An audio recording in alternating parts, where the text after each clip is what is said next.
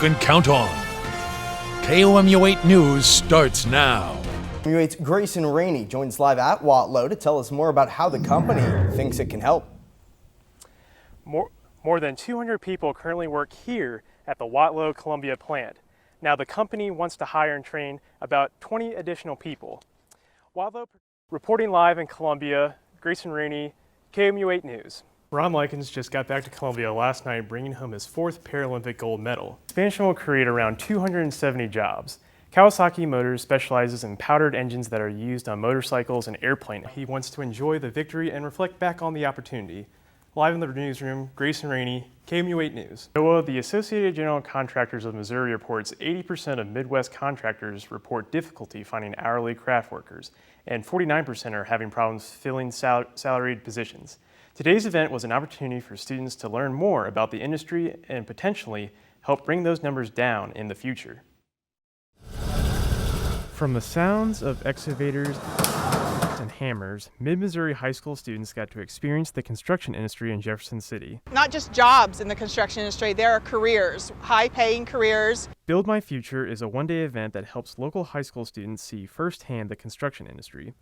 Students were able to try different activities like welding and operating an excavator. One student was excited for the event. I'm more of a labor guy. I'd rather be out working and doing stuff than sitting inside all day and playing video games. More than 45 vendors were on site and students got to talk to construction professionals. Another student said he was looking forward to the heavy machinery component of the event after working at a golf course last summer. They had me running like bobcats and backhoes and stuff like that, and I kind of got the interest for it. Due to the pandemic, the construction industry has needed more workers. Charlize Ruth says construction is year-round and continues to be in high demand. And if you remember, construction was deemed essential in the state of Missouri. We never stopped working. Organizers are hopeful to have another expo next year for students eager to get into construction. Nearly 600 students showed up for today's event.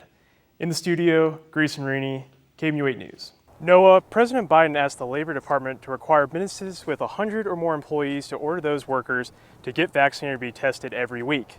Today, a committee heard how this could negatively affect businesses and healthcare in Missouri and also gave their own take on it. The Republican-led House Judiciary Committee used today's hearing to sound off about a federal mandate on vaccines. We have seen this past week from the Biden administration is anti-liberty, anti-American, and in my belief, unconstitutional. Protesters also held signs outside the Capitol disapproving the vaccine mandate. One person representing the Missouri Healthcare Association said staff members are just tired and a mandate would drive away more healthcare workers. Our healthcare industry right now, the healthcare system is burned out. We've been fighting this virus for 18 months. Besides healthcare, Representative Nick Schroeder argued how the mandate would affect businesses. 25% of businesses, as we just heard, in the state of Missouri are opposing this mandate. Committee Chair David Evans said people should have a choice on the vaccine. Medications to take, what to put in our body as a personal decision. And a lot of us believe it still should be a personal decision to be made by the individual. Democratic Representative Ian Mackey was the only committee member to push back against the demands in today's hearing. Now, Governor Parson has said he is considering calling a special legislative session to challenge that vaccine mandate, but there was no talk of a special session in the hearing today. Reporting live at the state capitol, Grayson Rainey, KOMU 8 News. It's Grayson Rainey is here in the studio to tell us why getting federal assistance has become more difficult. Grayson?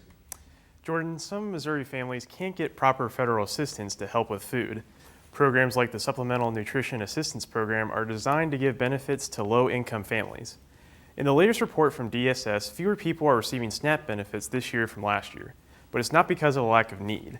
In order to receive those benefits, families must go through an interview and provide documents. The process is being slowed because of long wait times and call center issues. Organizations like food banks are helping fill a need by providing food directly to those who need it most.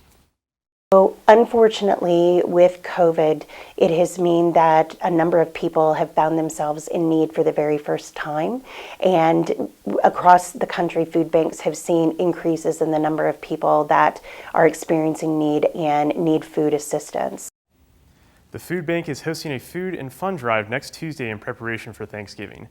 In the studio, Grayson Rainey, KOMU 8 News.